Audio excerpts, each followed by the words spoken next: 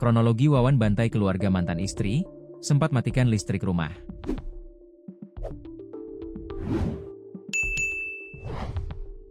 Kronologi Wawan, pria asal Desa Kanyen, Kecamatan Kebon Agung, Kabupaten Pacitan, Jatim, melakukan pembantaian terhadap keluarga mantan istrinya, akhirnya terungkap. Kasat Reskrim Polres Pacitan AKP Haurul Maskanan, pada Senin, 22 September 2025, mengatakan, Wawan sempat mematikan aliran listrik di rumah mantan istrinya tersebut. Dilansir dari tribunjatim.com, Wawan diduga sakit hati terhadap keluarga mantan istrinya itu, lantaran ditolak saat menyatakan keinginan rujuk. Tak main-main, Wawan menyerang 5 orang yang merupakan satu keluarga itu. 2 diantaranya meninggal dunia. Sementara 3 lainnya dikabarkan mengalami luka serius dan masih menjalani perawatan di rumah sakit.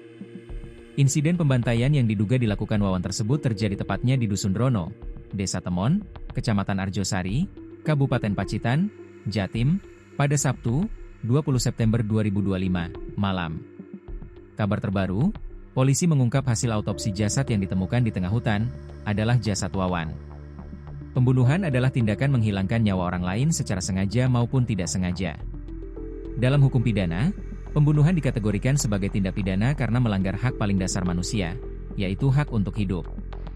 Kasus ini bermula ketika Wawan mendatangi rumah mantan istrinya, Miswati, di Desa Temon, Kecamatan Arjosari, Jumat, 20 September 2025, malam. Menurut Kasat Reskrim Polres Pacitan AKP Haurul Maskanan, sehari sebelumnya Wawan sempat mengajak Miswati rujuk, namun ditolak oleh keluarga. Jumat 19 September 2025, pelaku mau mengajak balikan Miswati.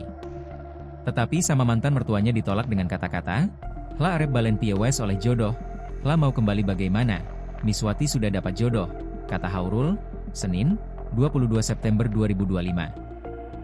Kemudian, pada Sabtu, 20 September 2025, malam, Wawan kembali ke rumah Miswati.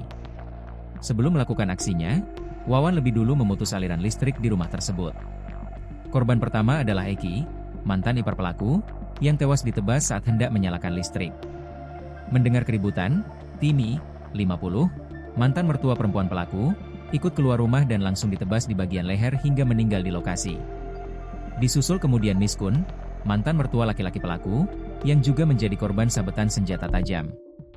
Tidak berhenti di situ, Wawan juga menyerang 2 anak yang bersembunyi, yakni Bima, 17, dan Arga, 10.